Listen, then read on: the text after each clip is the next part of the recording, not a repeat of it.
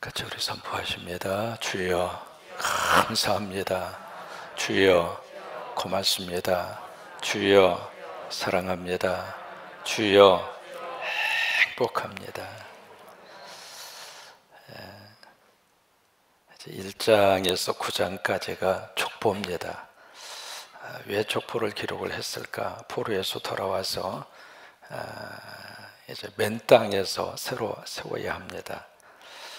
그들의 가슴 속에 제기되어지는 질문이 있었습니다. 과연 우리는 누구인가? 나라는 이미 다 거덜나 버렸고, 생명처럼 여겼던 성전은 다 파괴돼 버렸고, 더 이상 예배를 못 드린다 그 말이죠.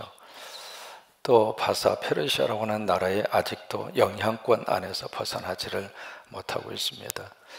현실적으로 들여다보아도 여기를 보아도 저기를 보아도 어떤 희망의 끈을 찾을 수 있는 그런 근거가 하나도 없습니다. 그전에 이제 돌아와서 먹고 살아야 되고, 이제는 삶을 꾸려가야 되고, 나라를 다시 세워야 되고, 그러면서 그들의 마음속에 과연 우리는 누군가? 라고 하는 그 질문과 함께 역사 속으로 그들의 정체성을 찾아 나서는 순례의 길을 떠납니다. 그래서 에스라라고 하는 하나님의 사람을 통해서 당신들은 이런 사람이요, 당신들은 지금 현재 처해져 있는 환경에서 당신들만 보고 그것으로 끝나는 그런 사람이 아니라 망한 나라의 백성, 그리고 모든 것들이 절망적인 상황 속에 지쳐있는 인생을 살고 있는 당신들의 모습이 진짜 당신들이 아니라, 당신들은 역사적으로 저 어디까지 올라갔죠? 아담까지. 하나님이 직접 창조한 그 자손의 그 아담의 후손들이요 라고 하는 역사 속에서의 그들의 뿌리, 그들의 정체성, 그것을 이스라엘 백성들에게 심어줍니다. 우리 중고등부 친구들에게도 오늘 그게 참 필요한 것 같아요. 그들의 삶의 자리에서 무한 경쟁 속에서 우리 중고 친구들이 하루하루 오로지 머릿속에는 공부, 시험밖에 없잖아요. 그런 우리 친구들에게 이게 사춘기가 되면 가장 제기 드는 질문이 그거예요. 나는 누군가? 남자인 것 같기도 하고 여자인 것 같기도 하고 애 같기도 하고 어른 같기도 하고, 그 정체성의 혼란이 보통이 아니잖아요. 그런 우리 친구들에게 이 역사는 이게 이제 어떤 우리 삶의 뿌리잖아요. 그래서 1장에서 9장까지 쭉 족보가 기록이 되는데 가장 많이 다룬 그 지파가 여러분 무슨 지파일 것 같아요? 유다 지파예요. 2장, 3장, 4장까지 다룹니다. 그 다음으로 이제 10지파, 이제 12지파를 쭉 조금씩 터치를 하긴 하는데, 두 지파는 아예 언급조차도 안 합니다. 단 지파하고 스불론 지파. 그러니까 이 두 지파는 쓸 게 아무것도 없다 그 말이에요. 근데 스불론, 이 납달리라고 하는 지파 같은 경우에는 딱 한 절 나옵니다. 똑같은 자식인데 어느 지파는 참 귀하게 쓰임을 받고 어느 지파는 역사 속에서 사라지고, 똑같은 교회인데 이 시대 속에서 어느 교회는 하나님이 귀하게 들어쓰시고, 똑같이 예수 믿는데 어떤 성도는 하나님 앞에 귀하게 쓰임을 받고, 왜 그러냐 이 말이에요. 오늘 여기 이제 베냐민 지파가 나오거든요. 이 베냐민 지파가 참 특이한 것은 앞에 7장에서 6절에서 12절까지 7절에 걸쳐서 베냐민 지파에 대한 언급이 나옵니다. 근데 여기 8장에 보면은 40절까지 딱 한 장 전체를 할애를 해서 베냐민 지파를 집중적으로 다루고 있어요. 또 하나 이 베냐민 지파에서 걸쭉한 인물, 우리가 발견할 수 있는 인물이 있죠. 쭉 이렇게 읽어 가시다가 보면 이름도 어렵고 기억하기도 힘들고 이분들의 어떤 의미성을 가지고 있는 분들인가 잘 우리가 기억할 수는 없지만은, 쭉 보시면 33절에 보시면 익숙한 이름 한 사람을 만납니다. 넬은 기스를 낳고, 기스는 누구를 낳아요? 사울. 좀 기억나죠? 이스라엘의 초대 왕이에요.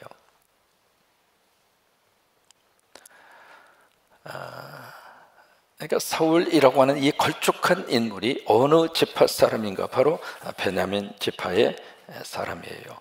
그러니까 이 사울이라고 하는 사람은 40세에 이스라엘의 초대 왕이 돼요. 그래서 길보아 전투에서 전사할 때까지 40년 동안 이스라엘의 첫 번째 왕의 자리를 지키갑니다. 근데 처음에 이 사울은 참 겸손한 그런 왕이었죠. 나같이 부족한 지파 출신이, 나같이 부족한 사람이 어떻게 내가 이 한 나라의 통치자고 대통령이 됩니까? 사실 지도자는 그런 맛이 좀 있어야 참 좋아요. 나 아니면 안 됩니다, 이런 식으로 덤비는 사람은 좀 교만한 거예요. 어쨌든 사울은 그렇게 출발을 합니다. 그런데 어쨌든 백성들이 원해서 이 사울을 왕으로 다 올라가게 되죠. 그런데 문제는 2년 후에 나타납니다. 블레셋이 이제 쳐들어왔습니다. 그래서 팍 전열을 가담고 공격하기 직전입니다. 그래서 이 전투에 참여하기 전에 하나님 앞에 번제를 드리기 위해서 사무엘 선지자를 초청하죠. 그래서 사무엘 선지자가 알겠다, 내가 가겠다. 근데 약속한 시간에 사무엘 선지자가 오지를 않습니다. 백성들이 막 분위기를 보니까 막 불안하고 두려워 떨면서 흩어지기 직전입니다. 그리고 블레셋이 금방이라도 공격해 올 것 같아요. 그래서 사울 왕이 기다리다가 안 되겠다 싶어서 번제를 잡아서 바쳤습니까? 바치려고 하는 순간입니까? 1번일까요? 2번일까요? 2번입니다. 바친 게 아니에요. 무슨 얘기냐면 사울 선지자가 늦게 온 게 아닙니다. 한 30분 정도 늦게 온 거예요. 그러니까 번제를 못 바친 거예요. 여러분, 내가 생각했을 때는 늦었다고 생각하지만 하나님이 생각하는 늦었다는 시간은 하나님의 시간표에 없어요. 가장 적당한 시간에 하나님이 역사하세요. 내가 조급하니까 늦었다고 생각을 하는 거죠. 그래서 막 번제를 잡아서 바치려고 하는 순간에 사무엘 선지자가 나타나서 당신 지금 뭐 하는 짓이오? 사울이 막 변명을 하죠. 막 변명을 하면서 어쩔 수 없이 부득불이라고 하는 단어를 씁니다. 우리말 번역에 부득불, 어쩔 수 없이, 다른 선택권이 없어서 이렇게 했습니다. 그러니까 뭐라고 그래요? 왕이여, 당신의 해서는 안 되는 짓을 했습니다. 왜 그러냐면 그냥 예배인도 한 것 가지고 뭐 그럽니까? 그렇게 볼 수 모르지만은 여러분, 그 사울의 행동에는 뭘 볼 수 있느냐면 하나님의 영역까지도 왕이라면 얼마든지 내 마음대로 할 수 있다, 그 마음이 있었던 거예요. 우리가 예배를 소홀히 여긴다는 이야기는요, 단순히 예배를 드리고 안 드리고 그 문제를 떠나는 겁니다. 우리가 예배에 참석한다는 이야기는 하나님을 붙든다는 이야기예요. 예배한다는 이야기는 살아계신 하나님을 믿는다는 거예요. 예배한다는 이야기는 성령이 거룩한 역사를 인정한다는 이야기예요. 그런데 예배를 거부하고 예배를 소홀히 여기고, 그것은 벌써 그 마음속에 사울처럼 하나님의 영역에 대한 반항이에요. 결국 거기에서 사울은 엄청난 말을 듣습니다. 하나님이 당신 왕으로 세운 것을 후회한다고. 그러니까 왕이 된 지 2년 만에 그 사건이 벌어지게 됐거든요. 어쨌든 이 사울이라고 하는 사람이 그 베냐민 지파의 출신이에요. 근데 이 사울은 자신은 그렇게 해서 길보아 전투에서 40년 만에 왕의 자리에서 물러나고 죽었습니다마는 그의 아들이 나오잖아요. 그 아들 33절에 보시면 한번 처음부터 읽습니다. 넬은 기스를 낳고 기스는 사울을 낳고 사울은 요나단과 말기수아와 아미나답과 에스바알을 낳았으며, 34절 요나단의 아들은 무리바알이라 무리바알은 미가를 낳고, 이런 식으로 해서 사울이 이 족보가 누구에게 이어지느냐면 요나단으로 이어집니다. 자식들이 많이 있지만 그 자식들 가운데 대를 이어가는 자식은 따로 있더라 이 말이에요. 그래서 이제 요나단에게 이어가는데 요나단 그 다음 아들이 무립바알입니다. 이 무립바알이 누구냐면 무비보셋이에요. 무비보셋. 막 거기 사울의 자식들이 죽어 나가는 그 전쟁통에 이 핏덩어리, 이 어린 자식을 가지고 유모가 막 몰래 도망가다가 떨어뜨렸잖아요. 그래서 절름발이가 된 거예요. 그 절름발이가 됐는데 나중에 다윗이 다시 이제 쭉 통일 왕국의 왕이 된 다음에 이 사울의 후손들이 누가 있을까? 특별히 요나단의 후손이 누가 있을까 막 찾잖아요. 왜 찾아요? 다윗과 요나단과의 서로 약속한 맹세가 있었어요. 이 요나단은 바로 사울을 뒤를 이어서 왕이 될 수 있는 1순위입니다. 그런데 이 요나단이 영성이 살아있는 거죠. 이 요나단은 혈통 중심으로 세상을 본 것이 아니라 하나님의 시각으로 세상을 본 거예요. 딱 보니까 하나님의 영이 요나단 속에 있는 거예요. 내가 1순위이긴 하지만은 인간적인 모습으로 생각하면, 인간의 생각으로 생각하면 내가 대권을 잡아야 되지만, 그러나 인간으로 생각하고 잡은 대권은 오래가지 않는다. 그것을 사울은 자기 아버지를 보면서 깨닫는 거예요. 이 사울은 하나님의 세운 왕이 아닙니다. 누가 세웠는가? 백성들이 세운 거예요. 사람이 세운 왕이에요.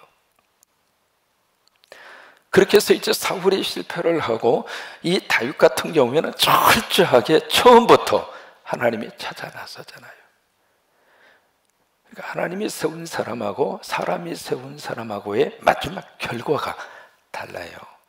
그래서 요나단은 아버지를 보면서 그걸 느낀 거예요. 그래서 안 되겠다. 하나님의 영이 함께하는, 성령이 함께하는 하나님이 세우는 지도자가 이 땅의 지도자가 돼야 되겠다 생각하고 다윗을 아버지 뒤를 이은 왕으로 인정을 해요. 그걸 받아들입니다. 그래서 부탁을 하나 해요. 당신의 이 왕권을 주었을 때 우리 후손들을 잘 봐주시기를 바랍니다. 우리 후손들을 보살펴 주시기를 바랍니다. 그 약속을 해요. 그때 그 약속을 다윗은 끝까지 지킵니다. 그렇게 해서 무비보셋, 요나단의 아들을, 그러니까 사울의 손자가 되겠죠, 나중에 찾아서 자기하고 점상을 합니다. 왕자의 위치를 회복시켜 준 거예요. 그 무비보셋이 오늘 여기 역대성에서는 무립바알이라 그렇게 번역이 된 거예요. 근데 이 무비보셋을 통해서 그의 후손에 쭉 이어지는데, 여기서 이제 베냐민 자손의 족보에서 특징적인 것이 있습니다. 28절입니다. 쭉 족보를 기록을 하다가 28절에 같이 있습니다. 그들은 다 가문의 우두머리이며 그들의 족보의 우두머리로서, 그 다음이 중요해요, 예루살렘에 거주하였더라. 그 다음에 한 번 더 이 구절이 기록이 되어져 있습니다. 32절입니다. 미글롯은 심무아를 낳았으며 그들은 친족들과 더불어 마주하고 어디에 거주하였더라? 예루살렘이야. 그 당시에 예루살렘에 거주한다는 이야기는 굉장히 위험 상황입니다. 그런데 예루살렘에 거주했다. 그것을 왜 이 에스라는 역대성을 쓰면서 베냐민 지파의 족보를 쭉 기록을 하면서 특별히 이 부분을 강조를 했을까? 그래, 이 베냐민 지파가 이런 남쪽에 이제 유다 나라고 하는 나라가 두 쪽 났잖아요. 북쪽하고 남쪽하고. 그래서 남쪽에 유다라고 하는 이 지파가 나라를 만들어요. 그리고 거기에 지도자가 다윗이었잖아요. 이 유다가 나라를 만들 때 이 베냐민은 어디에 붙었느냐면 유다 쪽에 붙어요. 그래서 이 두 지파가 남쪽에 나라를 형성합니다. 그리고 나머지 10지파는 북쪽에 이스라엘을 중심으로, 그래서 북쪽이라고 하는 그 나라를 형성하고요. 그래서 이쪽에 유다, 베냐민 이 지파가 바로 이제 다윗의 둘을 이어서 르호보암, 이쪽은 여로보암 해서 이제 보암은 보암이지만 르호, 여로에서 갈라지잖아요. 그래서 나라가 두 쪽이 나는데, 이게 베냐민 지파는 어느 쪽으로 섰느냐면 유다 쪽으로 섰어요. 사람이 줄을 잘 서야 돼요.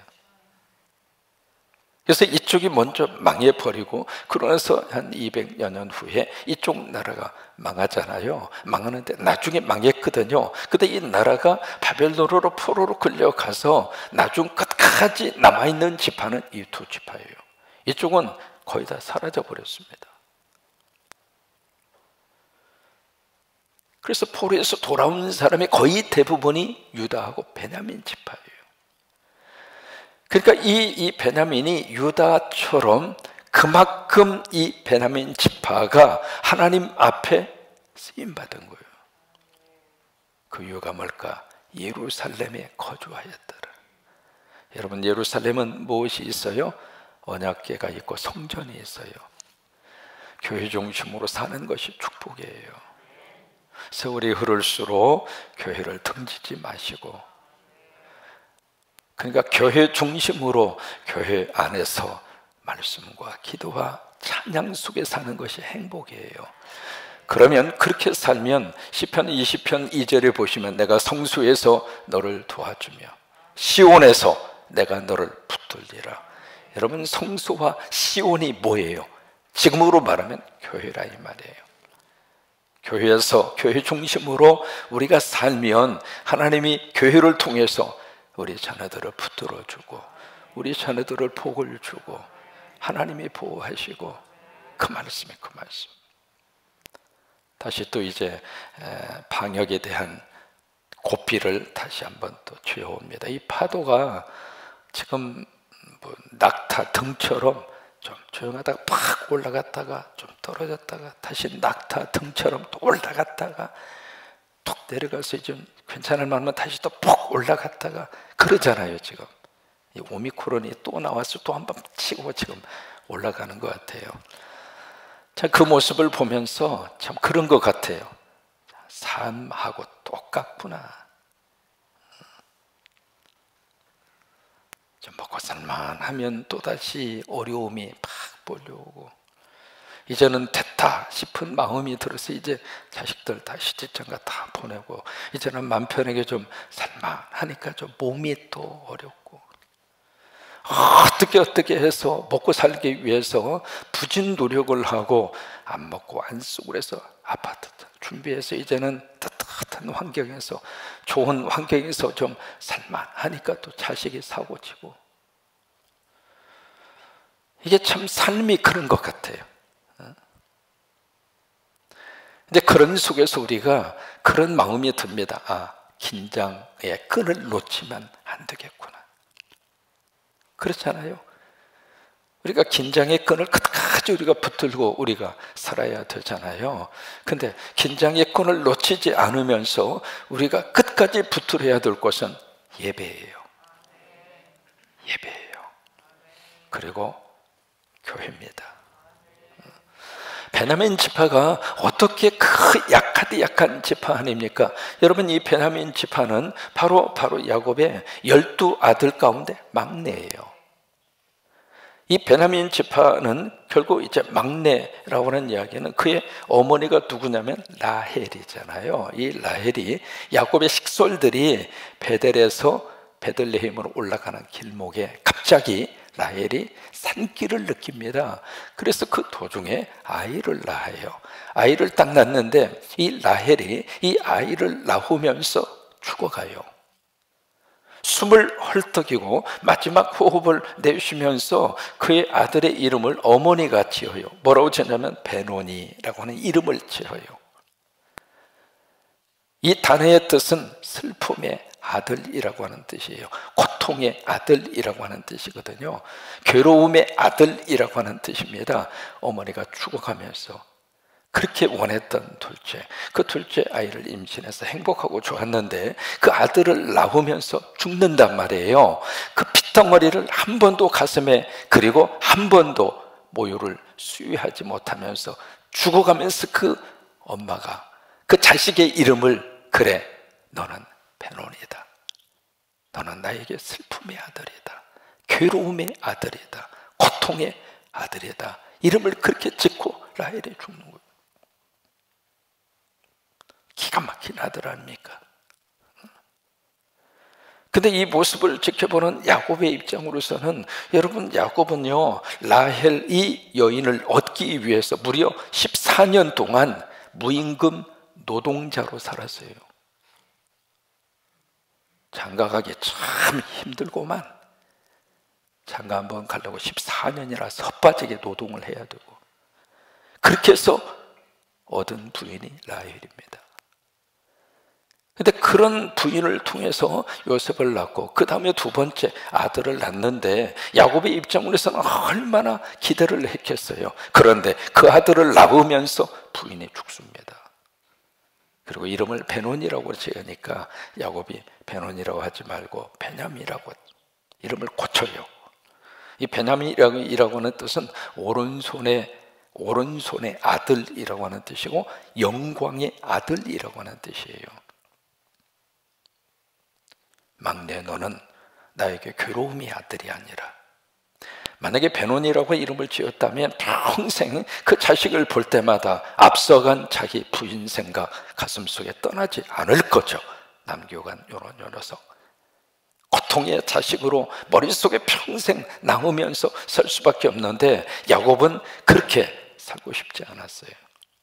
사랑하는 일은 앞서 보냈지만 그가 남긴 이 자식은 오른손의 아들이고 장차 하나님의 영광스러운 아들이 될 것이다. 그래서 이름을 베냐민으로 바꾼 거예요. 그래서 이제 베냐민이 됐거든요. 그러니까 베냐민은 이 집안에 있어서 막내이면서 바로 꼴찌.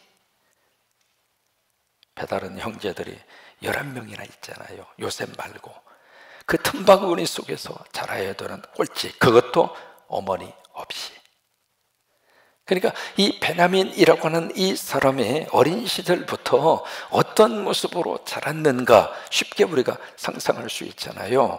그런 환경 속에서 이 베냐민이 자랐는데, 이 베냐민이 유다하고 견줄 정도로 그렇게 베냐민이 복을 받아서 하나님 앞에 쓰임을 받더라 이 말이에요. 그게 하나님의 역사입니다. 예루살렘에 거주하였더라. 지금 우리 한국 사회 속에 참 가슴 아픈 것이 뭔 줄 알아요? 이 한국 사회 속에 가장 우리를 힘들게 하고 더 큰 패배감을 안겨주는 것이 바로 뭐냐면, 이 서바이벌 게임이 유행한다고 하는 거예요. 생존 게임. 그 대표적인 피크를 친 것이 오징어 게임이에요. 전 세계 사람들에게 인기가 좋았다? 맞아요.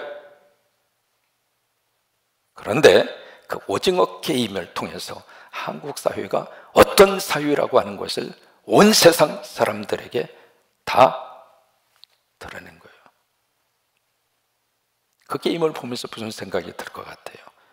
456명 죽여야 내가 살고, 저 사람이 없어져야 내가 그 돈을 차지할 수 있고, 결국 한 사람 외에는 인간이 아니라 이 말이잖아요.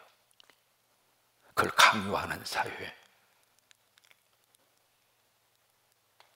단순히 오징어 게임이 세계 사람들에게 인기를 얻었다고 좋아할 일이 아닙니다. 그 작품을 만들 수밖에 없는 우리 한국 사회, 그 작품을 계획을 하고 그 작품을 만들어낼 수 있는 환경이 조성되어져 있는 한국 사회. 그런데 은연중에 가정 안에서 우리 자녀들에게 똑같이 우리가 그렇게 하고 있더라 이 말이에요.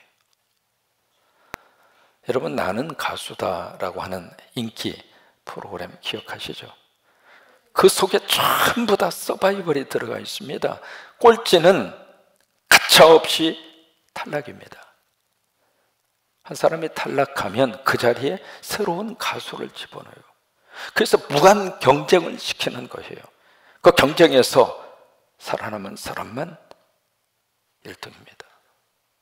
꼴찌가 철저히 배제된 사회, 꼴찌는 인간으로 생각하지 않는 사회, 꼴찌는 이미 인생을 살아보기도 전에 살아갈 가치조차도 없는 사람처럼 취급해버리는 그런 사회. 이게 지금 알게 모르게 우리가 보고 있는 TV를 통해서, 우리가 지금 즐기고 있는 엔터테인먼트를 통해서, 우리가 지금 보고 있는 드라마를 통해서 이게 우리 속에 스며들어 있다 이 말이에요.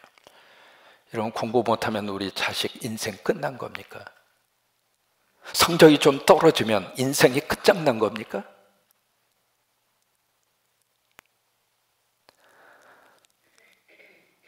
베냐민은 꼴찌로 태어났습니다. 막내로 태어났습니다. 모든 환경이 이렇게 열악할 수 없습니다. 그런데 우리 아버지는 그 베냐민을 버리지 않았습니다. 마태 20장에 보시면은요, 그 포도원 주인의 비유 이야기가 나옵니다. 거기 일할 사람을 가서 이제 길거리에서 데려다가 포도원에 가서 일을 시키잖아요. 이른 아침, 그 다음에 9시, 그런 식으로 3시간 단위로 가서 일할 사람을 이렇게 찾아오거든요. 그러니까 아침 6시, 9시, 12시, 3시, 그 다음에 마지막에는 5시에 가요. 왜냐하면 일이 6시에 마치니까. 그래서 마지막에는 2시간 만에 가서 일하는 사람을 데리고 오는데 그렇게 해서 이제 6시에 들어가서 포도원에서 일을 하는 사람, 이 사람들 맨 처음에 딱 해서 첫 번째 가서 딱 이렇게 일할 수 있는 그런 환경이 주어진 사람은 스펙이 좋은 거죠. 지금으로 말하면 실력을 받쳐준다 이 말이에요. 그래서 딱 보자마자 회사에 취직이 되고, 그리고 그렇게 시작하는 친구들이라 그 말이에요. 공부도 잘하지, 스펙도 좋지, 외국어도 잘하지, 얼굴도 잘생겼지, 일도 잘할 것 같지. 그러니까 6시에 딱 이렇게 픽업이 된 거 아니겠어요? 근데 마지막 이 5시에 가서 보니까 아직도 길거리에 있단 말이죠, 사람이. 그래서 그 사람을 데려다, 그 사람들은 완전히 꼴찌에 꼴찌. 누구 하나 거들떠보지도 않고 일도 안 시키고. 그래서 이제는 끝났구나, 이제는 하루 굶어야 되겠구나, 그 생각하고 있는 사이에 그 5시에 가서 또 불러오잖아요. 불러와가지고 포도원에서 일을 시킨 다음에, 그 다음에 하루에 한 데나리온이라고 하는 일일 품삯을 지불을 하는데 맨 끝에 온 사람부터 주는 거예요. 그러니까 맨 처음에 온 사람은 점점 자기에게 이렇게 임금을 주면서 이게 자기 순서가 이게 다가올수록 무슨 생각이 들겠어요? 머리에 계산하는 거지.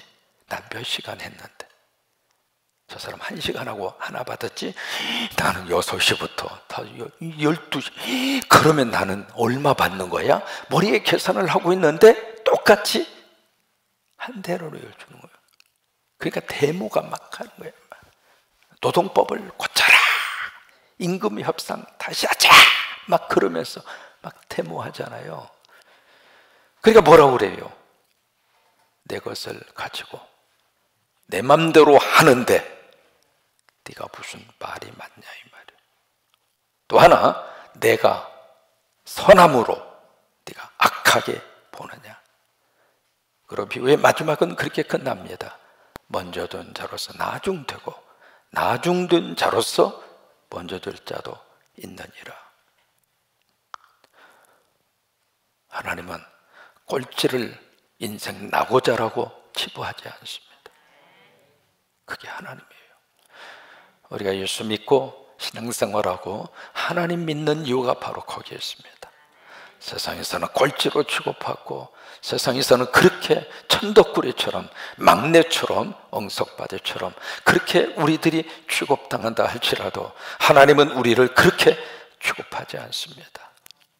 하나님 나라의 멋진 주인공으로 여러분 모두를 하나님이 품으로 끌어안으시고, 그렇게 우리를 축복하시고, 하나님은 우리를 그렇게 대우하시는 분이 우리가 믿는 여호와 하나님이십니다. 우리 교회 안에 꼴찌도 머리 들고 다니는 그런 교회 같았으면 좋겠습니다. 막내도 이 교회에서 사람 대접을 받는 교회, 학교이든 어디든지 간에 그런 교회로 하나님이 쓰시게 되기를 바랍니다. 중고등부 친구들을 위해서 늘 애써주시는 우리 선생님들 참 고맙습니다. 참 다루기 힘든 아이들입니다. 설교를 하면 전부 다, 제가 이제 인근의 고등학교에 가서 설교하면서 내 학을 띄었어요. 야, 우리 때도 저랬나. 집중하는 친구 찾아보기가 세상에, 와, 시끄러워서 말이죠. 그냥 마이크 대고 뭐 소리를 지르고 별걸 다 해도 집중해 주는 친구가 없어요. 참 어려운 친구들입니다. 전부 다 핸드폰 가지고 다 그냥 딴짓이나 하고 있지, 설교라고 들을 만한 친구들이 없는 거예요. 전부 다 그냥 친구하고 장난하지, 핸드폰 가지고 뭐 하지. 중고등부 친구들 잘 돌봐주셔서 고맙습니다. 그러나 한 가지 부탁합니다. 처음부터 제대로 훈련합시다. 봐주는 게 아닙니다. 무슨 얘기냐면 말씀과 기도의 원칙만은 믿음의 본질입니다. 교회당 딱 들어올 때 그런 생각도 해봐요. 본당 들어오시기 전에 핸드폰 전부 다 수거하고 싶어요. 하나님 앞에 집중하는 그 시간에 왜 세상의 것을 아직도 주머니에 넣고 벨이 울리고 까똑이 울리고 그것을 손에 만지지 않으면 불안해하고 금방이라도 꺼내서 뭐라고도 확인하고 싶은 그 마음이 예배자로서는 그렇게 좋은 게 아니에요. 그래요. 정리합니다. 이 베냐민 12지파의 막내로 태어났습니다. 어머니는 핏덩이를 낳고 죽었습니다. 꼴찌로 시작한 이 베냐민, 이 지파가 이 역대상을 기록할 그 시절에는 너무 귀한 지파로 유다하고 어깨를 나란히 할 정도로 그렇게 하나님의 복을 받았습니다. 왜 그랬을까? 예루살렘에 거주했습니다. 또 하나, 두 번째, 왜 그랬을까? 하나님이 꼴찌도 귀하게 들어 쓰십니다. 그래요. 우리 사회가 1등 지상주의 사회 속으로 계속 지금 치닫고, 이건 우리나라뿐만이 아니라 전 세계의 현상입니다. 가면 갈수록 더 그럴 겁니다. 그래도 여러분, 예수 믿는 우리 가정만은 우리 자식들한테 그렇게 대하지 않았으면 좋겠습니다. 꼴찌면 어떻습니까? 좀 모자라면 어떻습니까? 내가 생각하는 수준까지 올라가지 못한다 할지라도 좀 어떻습니까? 하나님이 주신 너무 귀한 선물 아닙니까? 인정하시죠? 그러면 그대로 받아들이고 그대로 같이 살자고요. 못난 소나무가 산을 지키는 것처럼 그 자식이 여러분의 곁에 끝까지 있어줄 자식들 아닙니까? 그래요. 꼴찌도 하나님이 들어 쓰십니다. 이 마음이 오늘 다시 한번 마음속에 기억나는 역사가 있게 되기를 바랍니다.